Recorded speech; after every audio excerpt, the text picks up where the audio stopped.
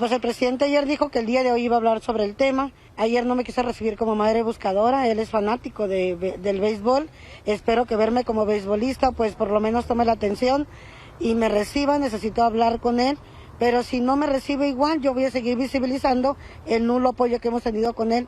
Tengo 9 años en la lucha y en la espera de encontrar a mi hijo. No pasa nada, 6 meses le quedan al presidente para que se vaya. Lo voy a seguir buscando por los 6 meses y cuando se vaya, pues vamos a ver qué presidente llega. Yo me retiro y vuelvo a las veces que sean necesarias. Gracias por el honor de su sintonía. Por segundo día consecutivo, Ceci Flores, fundadora y líder del colectivo Madres Buscadoras de Sonora, se plantó afuera de Palacio Nacional para exigir, ahora vestida de beisbolista, que el presidente López Obrador la atienda y reciba la pala de mando. Pese a ello, el mandatario no la recibió personalmente, por lo que la buscadora anunció que difundirá una ficha de búsqueda debido a su desaparición dentro de Palacio Nacional. De nueva cuenta, Ceci Flores exigió al gobierno comprometerse con la búsqueda de personas desaparecidas con el fin de que los familiares no se pongan en riesgo buscando a sus seres queridos. En respuesta, Luisa María Alcalde, secretaria de Gobernación, negó que se estén manipulando las cifras de desaparecidos, resaltó los resultados de la estrategia de búsqueda del gobierno federal. Absolutamente nadie ha sido borrado o ha sido dado de baja. En todo caso, hay cambios de estatus cuando una persona pasa de desaparecida a localizada. Lo que hemos estado realizando es, a través de una metodología ya aprobada por la Ciudad de México, es una búsqueda casa por casa y también un cruce masivo de bases de datos. Y hemos tenido muy buenos resultados. De agosto a la fecha que inició esta estrategia, hemos encontrado a más de 20,000 personas. Vamos a hacer todo lo posible para encontrarlos.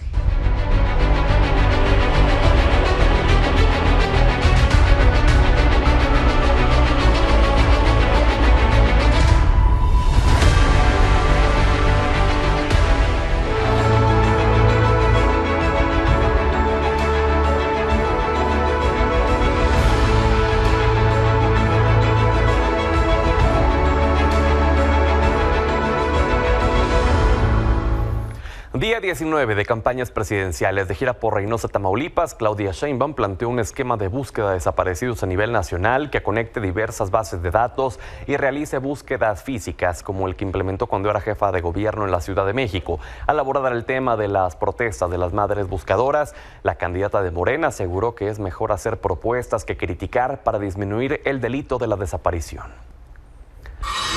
Por su parte, Xóchitl Gálvez participó en el evento de Coparmex, Diálogos por la Democracia, pidió a los empresarios separarse 2 meses y medio de sus cargos y hacer campaña a su favor, convenciendo a la ciudadanía y a sus trabajadores de su proyecto de gobierno. También les hizo un llamado para dejar el miedo a un lado y luchar por la democracia. Por su parte, el presidente de Coparmex, José Medina Mora, respaldó a Gálvez y su posición en las encuestas al afirmar que la verdadera encuesta es la del 2 de junio. A este encuentro de Coparmex también asistió Jorge Álvarez Maínez, quien convocó a sus contrincantes Claudia Sheinbaum y Xóchitl Gálvez a construir un plan de consenso nacional en el que los tres coincidan para que sea la base del próximo gobierno de México. Además, el candidato de Movimiento Ciudadano propuso conjuntar las agendas mostradas en los foros a los que ha sido convocados durante el periodo de campaña para formar un solo sistema en el país.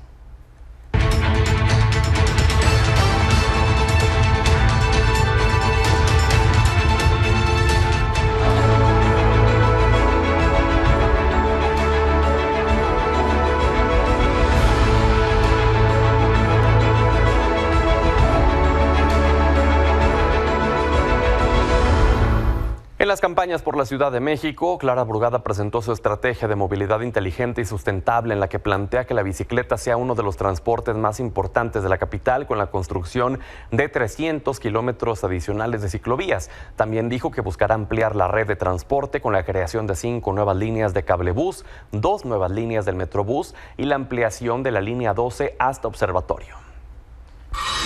Mientras que Santiago Taboada nuevamente acusó a Clara Brugada de haber pagado 339 pesos por la adquisición de su vivienda a la alcaldía Iztapalapa y dijo que el folio que él presentó como prueba en el primer debate chilango tiene sustento jurídico. También respondió al jefe de gobierno Martí Batres luego de que ayer dijo haber contabilizado 35 mentiras anunciadas por Taboada.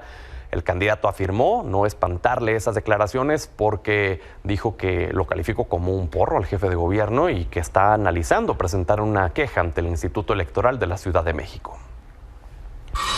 Sobre Salomón Chertorivsky, en un encuentro con la comunidad estudiantil de la Universidad La Salle, dijo que uno de sus planes de gobierno es la creación de programas de capacitación para desarrollar incubadoras y talleres de negocios dirigidos a los jóvenes para que la Ciudad de México pueda convertirse en uno de los ecosistemas de emprendimiento más importante de Latinoamérica. Resaltó que lo que falta es acompañamiento de los gobiernos para facilitar el desarrollo de proyectos.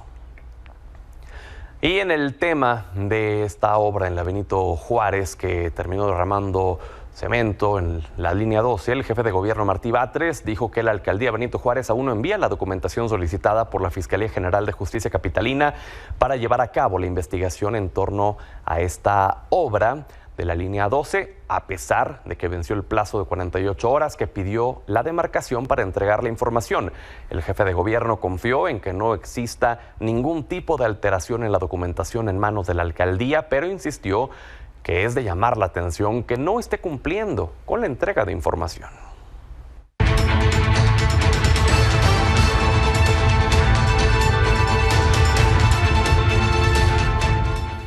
Le agradezco a Kenia López Rabadán, jefa de oficina de Xóchitl Gálvez, César Cravioto, vocero de Claudia Sheinbaum, y Royfi Torres, vocero de Jorge Álvarez Maínez, que estén con nosotros el día de hoy para hablar sobre los gastos de campaña, el financiamiento durante las campañas y también, bienvenidos primero que todo, si nos da tiempo, el tema de la energía. Bienvenida, senadora, bienvenido, senador, gracias, bienvenido, Royfi. Gracias, muchas gracias por el espacio. A ver, desde ayer hemos dado cuenta aquí en Milenio Televisión que la Comisión de Fiscalización del INE presentó su primer informe sobre los gastos de los candidatos presidenciales. En este informe señala que Jorge Álvarez Maínez es el que más ha gastado con 40.6 millones de pesos, seguido de Xóchitl Gálvez con 8.1 millones de pesos y en tercer lugar Claudia Sheinbaum, que ha gastado 4.9 millones de pesos. Royfi, ¿tanto ha sido el gasto de Jorge Álvarez Maínez? Mira, nosotros hemos tomado una determinación desde el inicio del proceso electoral y es que vamos a respetar las reglas. Lo que estamos haciendo es reportar efectivamente los gastos que estamos realizando en nuestra campaña, cosa que no han hecho los otros partidos, y además recordar que nosotros no tuvimos precampaña, no tuvimos campañas anticipadas, no tuvimos todo este dispendio de recursos durante tantos años que tuvo Morena y luego le siguió la Alianza. Para nosotros la campaña empezó hace unos días, el 1 de marzo, y hemos decidido presentar absolutamente todos los gastos y transparentarlos, y eso es lo que se está reflejando en la fiscalización del INE. Entonces lo que dices es que ustedes sí reportan y los demás no. Efectivamente, nosotros estamos reportando día a día lo que estamos gastando en la campaña, y los otros, pues es evidente que en todos estos días no hay forma de que pudieran haber gastado estos 8 y 5 millones de pesos tan solo en estas campañas, cuando podemos contabilizar muchísimo más de lo que incluso nosotros reportamos. Senadora. Bueno, primero que nada decirte, es evidente que la señora Corcholata, reitero, le digo Corcholata porque así le dijo el observador, la señora Corcholata se haya gastado, según ellos, solamente 5 millones de pesos. Es una burla a la inteligencia de inicio de los integrantes de la autoridad electoral. O sea, no pueden mentirle de esa manera Claudia Sheinbaum a México. Ha gastado, dilapidado, usado cientos de millones de pesos en espectaculares, en bardas, en acarreo, en propaganda. Y la pregunta aquí no solamente es por qué le miente Claudia Sheinbaum a la autoridad electoral sobre cuánto ha gastado en su campaña, sino además, ¿quién le da ese dinero? ¿De dónde saca Claudia Sheinbaum esos miles de millones de pesos? Porque evidentemente tú comparas la cantidad de espectaculares que ha usado contra lo que cuesta un espectacular en el norte, centro o sur del país. Estamos hablando de miles de millones de pesos. ¿Quién se los dio? ¿Se los dio el narco? ¿Se los dio la delincuencia organizada? ¿Se los dio el erario? Eso es algo terrible, y que, por cierto, multaron a Morena con 60 millones de pesos la autoridad electoral, porque evidentemente ha mentido a propósito de sus gastos. Senador. Bueno, aquí los corruptos del PRI y del PAN, que siempre han derrochado el dinero del pueblo, creen que todos somos iguales, y no somos iguales. Primero, este corte es por 11 días. Prácticamente, si lo que estás haciendo es recorrer el territorio, pues no tienes que gastarte más de $500,000 de pesos por día. Tal vez Kenia piensa que está hablando de las etapas anteriores. Clara Sheinbaum no tiene un solo espectacular ahorita, punto. Se acabó. Entonces, que investigue bien antes de decir barbaridad y media. Claro, siempre dicen barbaridad y media y no investigan. Por eso la riegan una y otra vez. En esta etapa de campaña, Claudia Sheinbaum no tiene espectaculares. Apenas se está valorando, sí, se ponen espectaculares.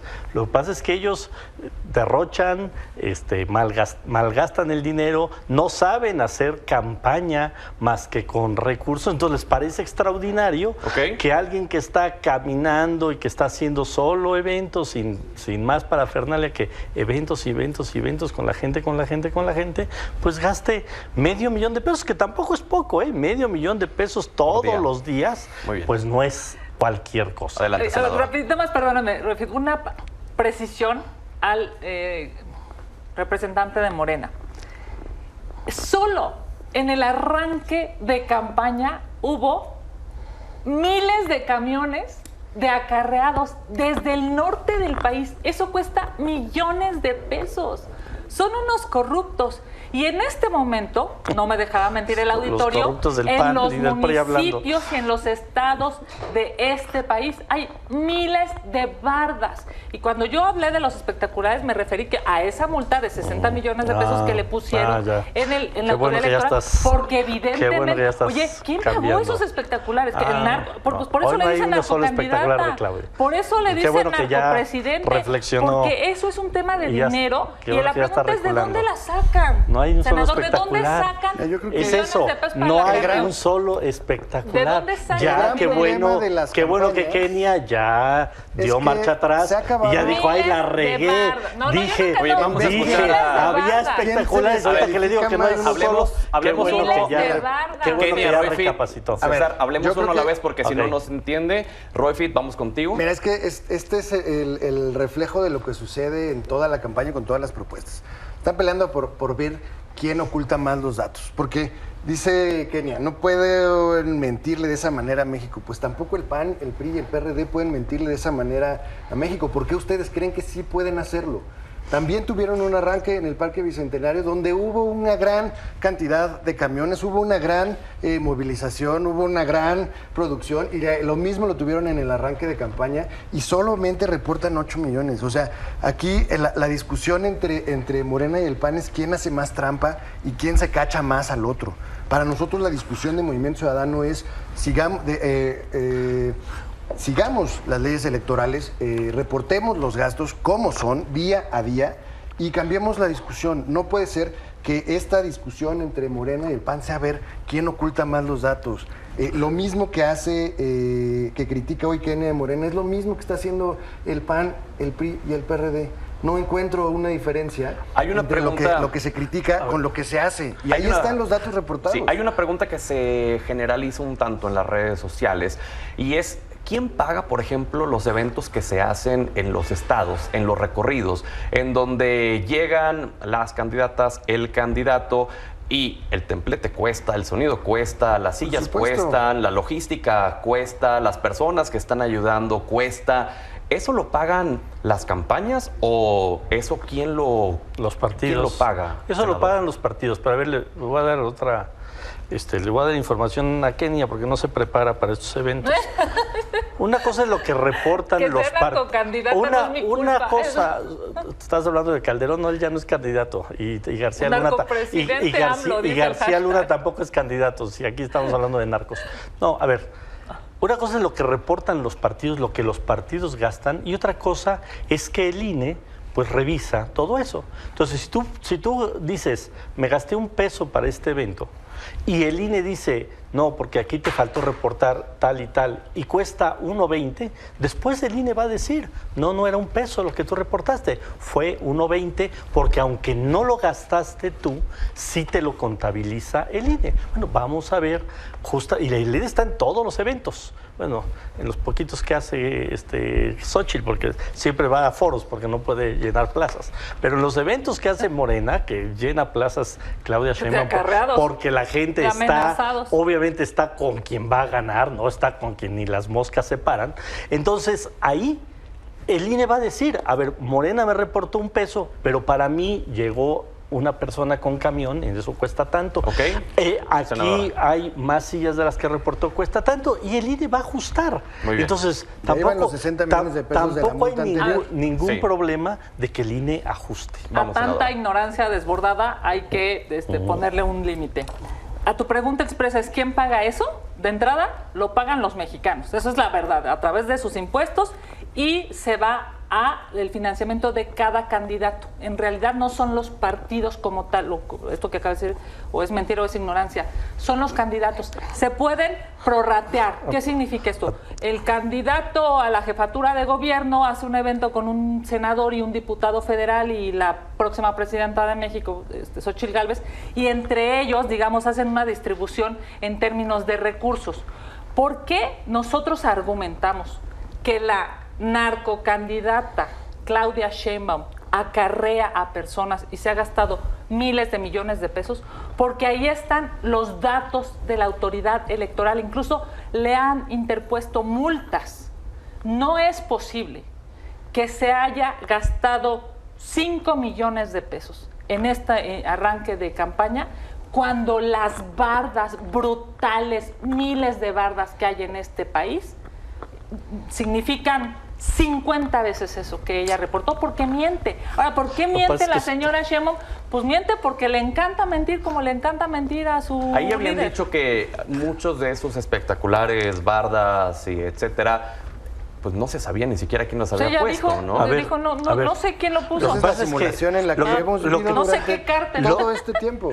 Es una simulación, perdón, senador, pero me parece que llevamos ya muchos años con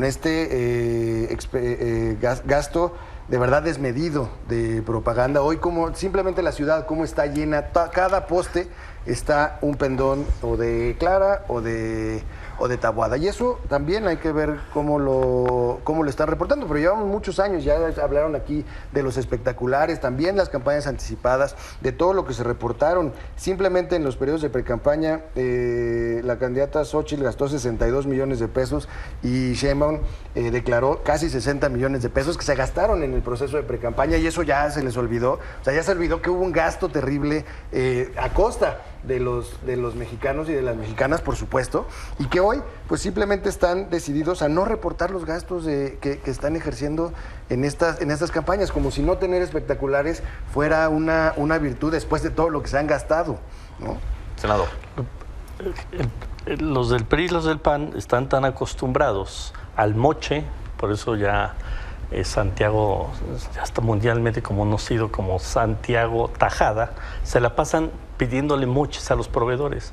Entonces, Kenia cree que lo que les cuesta a ellos una barda porque les piden moches hasta en las campañas a sus proveedores, es lo mismo que nos cuesta a nosotros. Pero no, a nosotros nos cuesta una barda mucho menos. Porque nosotros no pedimos moches. Porque como saben que no van a ganar, entonces todos los que le están manejando la publicidad a Xóchitl, pues se quedan con su tajada. Se quedan con su tajada porque se quieren llevar dinero a sus bolsas, porque saben que pues se tienen que jubilar de la política, y entonces les cuesta mucho más que a nosotros. Por eso les parece sorprendente que a nosotros una barda nos cuesta mucho menos, si no es porque un proveedor nos cuesta mucho menos, porque ellos siempre el moche, la tajada. Senador, seguramente quien nos está viendo y lo está escuchando se va a estar preguntando lo mismo que me pregunto yo en este momento. ¿Cuánto cuesta una barda? Bueno, depende del tipo de barda y según los metros cuadrados de la barda. Promedio. Pues, depende del gobernador que la pague. No, depende del cártel. No, depende También. del delincuente, del crimen organizado que la pague. Te checo, Diles la verdad.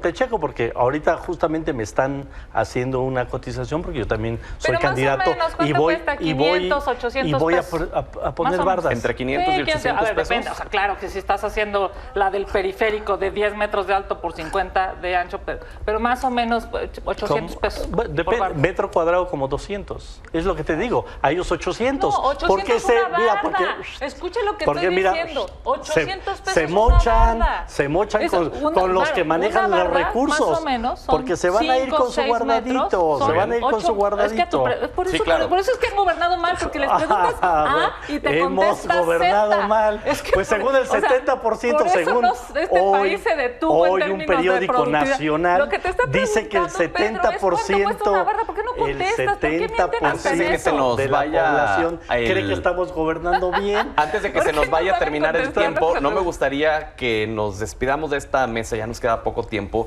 sin antes preguntarles, ¿tendría que ser más férrea la cuestión de la transparencia Sin duda, en por supuesto. estas campañas? Por favor, Bueno, a ver, pero 20 segundos. Por supuesto que sí, porque estamos hablando de los impuestos de los mexicanos. La cantidad de corrupción brutal que hay en Morena y en este gobierno se tiene que detener. Por eso es que Xóchitl Gálvez va a ser presidenta de México, porque México ya no quiere un gobierno como el de Morena, corrupto y mortal. Royfit. Nosotros vamos a seguir siendo transparentes en el gasto y en el financiamiento de la campaña de Maynes presidente. Y yo lo que retaría es a las dos coaliciones a que lo hicieran de igual manera, que publicaran día a día cuánto se están gastando, cuántos eventos, cuánto Ok. le cuesta cada evento. Y eso es lo que tendríamos que hacer, más allá de andar escondiendo Muy bien. gastos y acusaciones. Senador. Yo nomás le diría a los que nos están viendo que se acuerden cuáles han sido los grandes escándalos de gastos de campaña. Y los tres son los que representa Kenia. Amigos de Fox, un escandalazo. refinería que no refina nada. No, está hablando de las campañas, Kenia. Tú eres la que no entiendes nada, estamos hablando La de las refinería que campañas. Se nos acaba el tiempo, Amigos de senador. Fox, del PAN. Ajá. Pemex Gate del PRI Todo y lo que se burló Monex Bartlett. del PRI.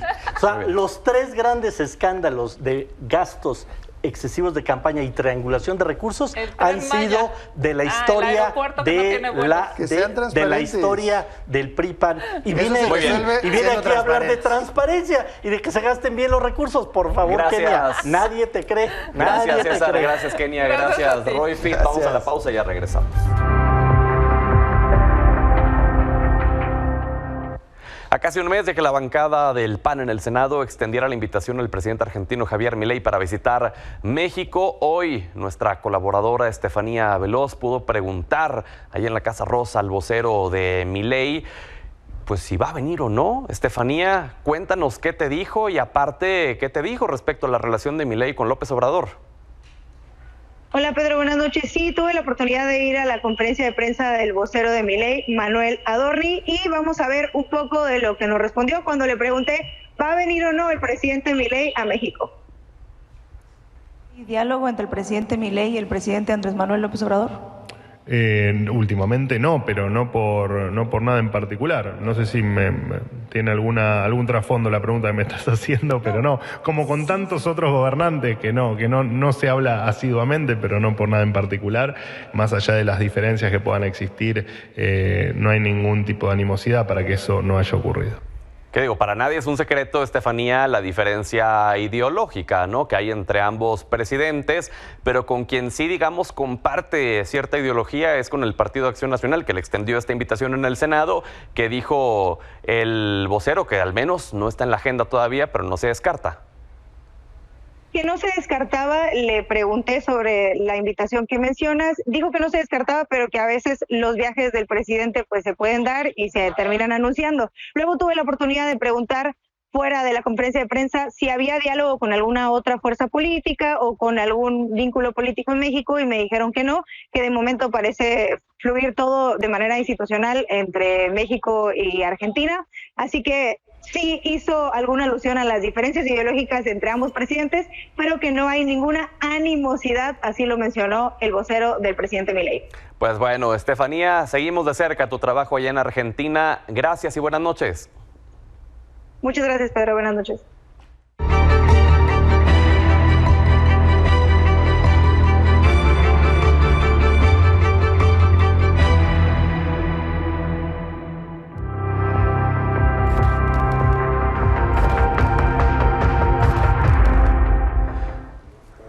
Este fin de semana se confirmó la victoria de Vladimir Putin en la presidencia de Rusia y le agradezco a Stephanie Naro, consultora geopolítica, y a Talis Khan, internacionalista académica, que estén con nosotros para hablar de qué es lo que viene a partir de ahora en el plano geopolítico con esta victoria de Putin. Bienvenidas ambas. Hola, Pedro. Hola, muy buenas noches. A ver, comencemos. Talia, ¿qué viene en el ámbito geopolítico? Porque hay una cierta tensión, y más en lo que acabamos de vivir en torno a las declaraciones de Macron, de Francia.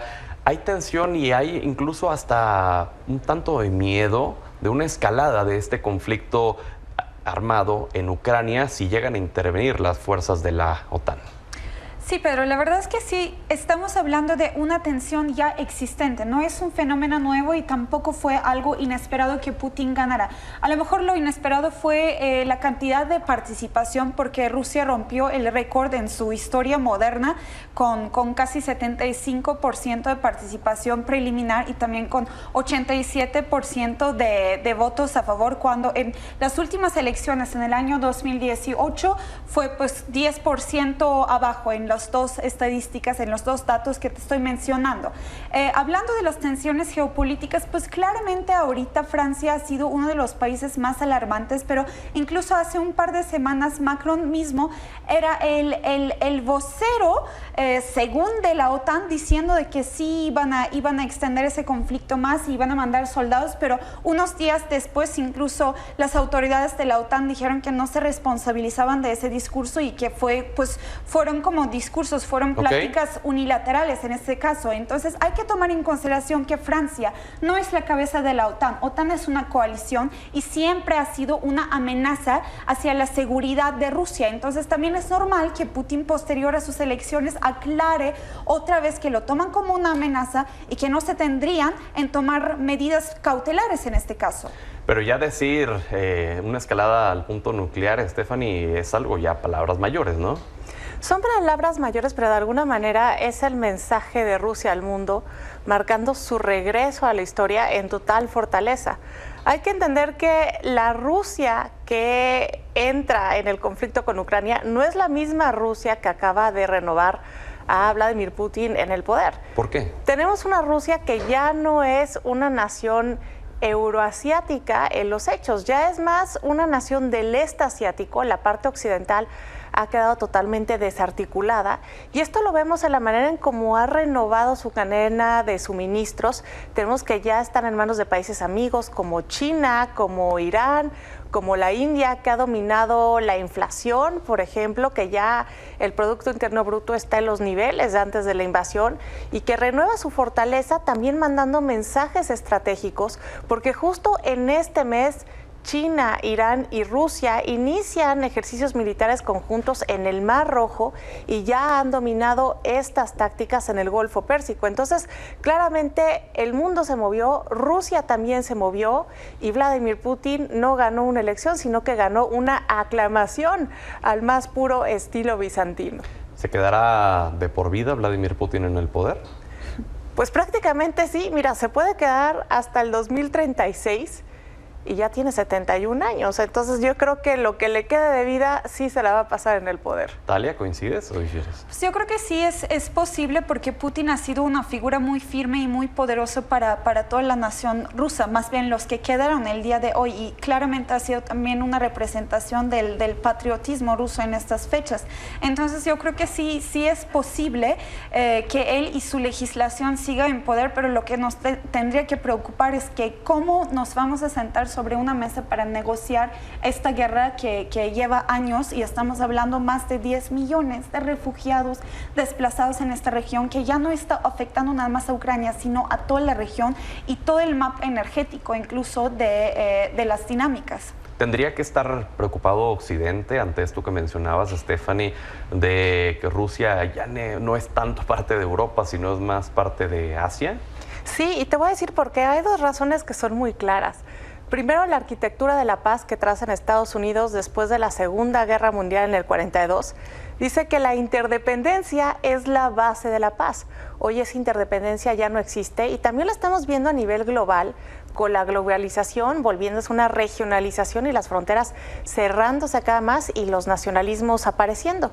Y también el cambio climático hace que el Polo Norte se deshiele y que ese mar del norte, del que Rusia tiene el 60% del litoral, que une a Europa, a Asia y también a América con rutas comerciales que son entre un 35 y un 40% más cortas que las tradicionales, pues le suma al poderío geográfico de Rusia, y hoy geográficamente hablando, Rusia es la nación más poderosa, no solo por su posición terrestre, sino por ahora su parte marítima. ¿Coincides, Talia? Sí, coincido. De hecho, es un punto muy interesante porque la agenda en el Ártico no es algo nuevo. Incluso Putin, desde los primeros años que asumió el poder, ya tenía esa política exterior. Entonces, estos factores de cambio climático están afectando también las ambiciones de Rusia. Y allá Rusia va a estar enfrentando diferentes potencias. Ya está en esas tensiones con Noruega, por ejemplo, y todos los países que también forman parte del Consejo Ártico. Yo creo que sí es un posible conflicto al pendiente que nos está esperando, donde los recursos naturales también están siendo factores principales. Ya no va a ser una guerra beligerante convencional. Claramente la discursiva de lo nuclear va a quedar pertinente porque es como el escenario de la guerra bipolar, como la Guerra Fría, claro. Pero ahora bien vamos a estar peleando por los recursos naturales y vamos a estar hablando del Ártico. Y en el probable eventual caso de que Donald Trump regrese a la presidencia de Estados Unidos, ¿cómo impacta a Rusia en este orden mundial, Estefanía? Bueno, yo creo que es conveniente para Rusia porque una de las cosas que promulga Donald Trump es el aislacionismo de la política exterior estadounidense, y también no se ha metido con Vladimir Putin, mantiene un diálogo con Vladimir Putin. A Vladimir Putin le cae bien. De hecho, Donald Trump es popular en Rusia, más popular que Joe Biden, quien lo llama incluso asesino cuando el presidente Macron está intentando lograr diálogos de paz. Y pues claramente Rusia marca su regreso a la historia, confirmando que estamos ya en un mundo multipolar y que le siguen muy de cerca Irán y Corea del Norte. Entonces ya solamente no es Estados Unidos y China, ya está de regreso Rusia, Irán y Corea del Norte. Talia. Sí, es correcto, y hay que tomar en cuenta claramente estas nuevas alianzas en el ámbito comercial, económico también. Irán, particularmente India, que actualmente están ocupando incluso casi 70% de toda la compra de petróleo, que nos habló justo de que las sanciones occidentales no han sido funcionales. Entonces coincido de que Rusia está poniendo su poder y está comprobando de que sí está siendo parte de un mundo multipolar y quiere como este dominio justo en un mundo multipolar. Pero también estas nuevas alianzas generan nuevas tensiones, porque por ejemplo estamos hablando de Irán, segundo país que fue más sancionado del mundo. Entonces también aquí el orden y la moralidad político también está cambiando. Y el tema de Trump yo creo que sí puede ser a beneficio de Rusia, pero Putin ha dejado muy claro que no les importaría. Ellos estarían listos para negociar con cualquier presidente, porque a final de cuentas Estados Unidos va a asumir su propio papel como estadounidense por decisiones tomadas por parte de élite estadounidense. Entonces yo no creo que se genere un cambio radical, pero claramente el tema de presupuesto de ayuda a Ucrania va a ser afectado si Trump gana las elecciones. Pues muy bien, tenemos que seguir platicando en las siguientes semanas de este y otros temas en el ámbito geopolítico. Es un honor de verdad contar con dos expertas tan valiosas, tan llenas de conocimiento como ustedes. Gracias. Gracias por la invitación. Vamos a la pausa y ya regresamos. En Guerrero, esta tarde, los policías estatales Sigifredo N. y Francisco N., detenidos por el asesinato del normalista de Ayotzinapa, Yanqui Gómez, fueron vinculados a proceso. Además de que durante la audiencia hubo protestas en las instalaciones del Poder Judicial Federal.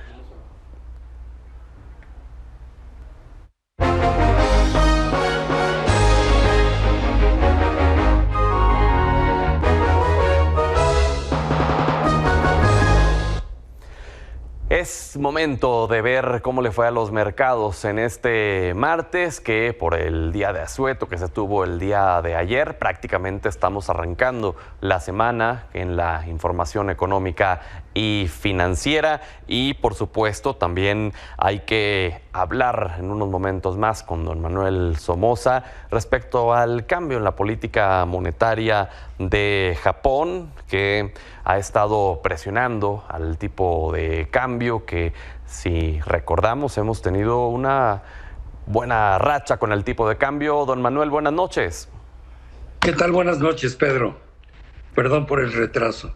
Adelante, Así lo es. escuchamos. Desde el día de ayer, el Banco Central de Japón cambió su política monetaria de mantener tasas negativas a ponerlas positivas. Esto es un pequeñísimo incremento de 10 puntos base. Y esto trajo como consecuencia que el peso se devaluara de los niveles de 16.70 que lo teníamos hasta hoy en la mañana 16.95 para finalmente cerrar en 16.80. En las bolsas lo que tuvimos fueron incrementos en el Dow Jones 0.83, Nasdaq 0.39, el Standard & Poor's 0.56 y la Bolsa Mexicana de Valores una contracción del 1.21. Esta importancia de la decisión de Japón obedece a que hay muchas operaciones que se hacen con el peso a través del préstamo de yenes. Hay los grandes fondos de inversión, piden yenes prestados, se los dan a una tasa muy barata del 1,5%, los venden y los invierten al 11.25 en México.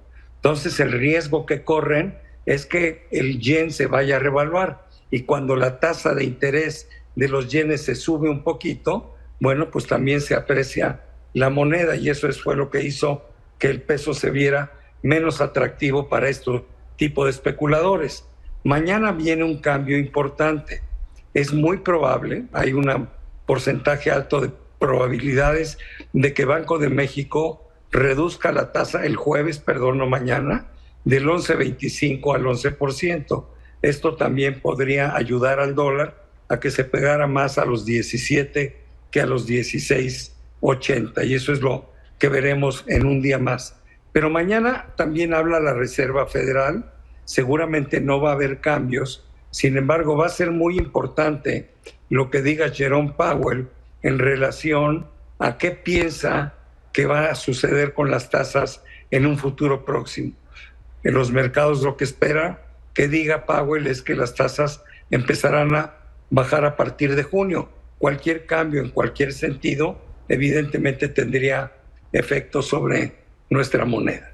Muy bien, pues habrá que estar atentos entonces al discurso en específico mañana del presidente de la FED, y ya lo estaremos comentando acá, si nos lo permite, don Manuel.